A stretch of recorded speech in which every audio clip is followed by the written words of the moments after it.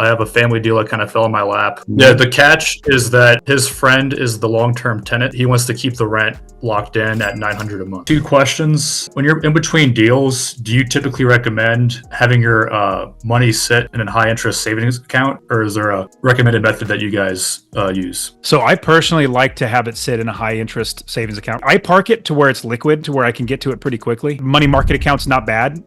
Stocks are up and down, but that's one of the best ways is to keep it to where you can access it. I mean, 4%, that 4 or 5%, if you go to, CIT Bank, which is what I usually share everybody with, because it's usually the highest one that I've ever seen. Yes, I would definitely put it in some place that is giving you a little bit of interest, but then giving it so it's liquid. I love to use Doctor of Credit. So there's offers every day of the week, every day of the year, from Capital One, Chase, Wells Fargo, Citibank, all these banks that want your deposits, especially in the last 2 years. And so you'll see things like right now on Doctor of Credit, here's a $2,000 checking bonus. Chase has a $900 checking bonus. And then second question. So as I mentioned, I'm from New Orleans. I have a family deal that kind of fell in my lap. The Zillow is $710,000, 4-bed, 2-bath, and I'm going to get it for $130 potentially.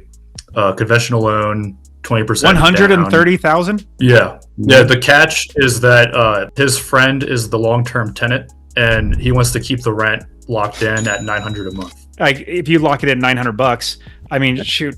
Hopefully he might live at most, 15 more years? Yeah, it's going to pay for the mortgage, which is totally fine. But in, let's say 10 or 15 years, it's still in the family, and then you could sell it. The rent won't cover your debt service then, but you'll have a lot of money in your pocket. So the rent on the new properties will pay for the debt service. Now, some sellers might want you to come up with a down payment. So it really depends on what you negotiate with them. Once I get this deal locked in, I was going to go back to Birmingham and start buying more there.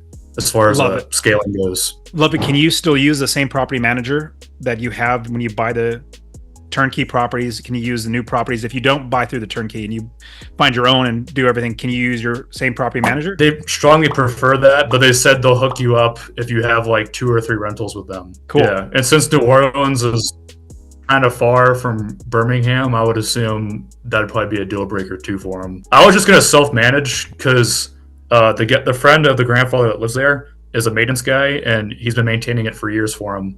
So I just was going to tell him when we get further on, hey, I'll just honor the $900 rent. We have to manage the property and pay for any maintenance expenses. Sounds good, man. Hey, I hope you enjoyed the video. Now, if you want to make passive income by investing in real estate or grow your investments to achieve financial freedom, well, consider joining the Real Estate Wealth Builders Mastermind with me. Now, in the mastermind, we have people that in as little as 18 months have bought enough properties, 12 rental properties, to make money for them passively for financial freedom, and you can too. It's not about having a lot of money to invest. It's about having access to the right information, the right community of people, and the right coaching. So if you're interested in joining, I want you to check the link in the description and join us so that you become financially free by investing in real estate.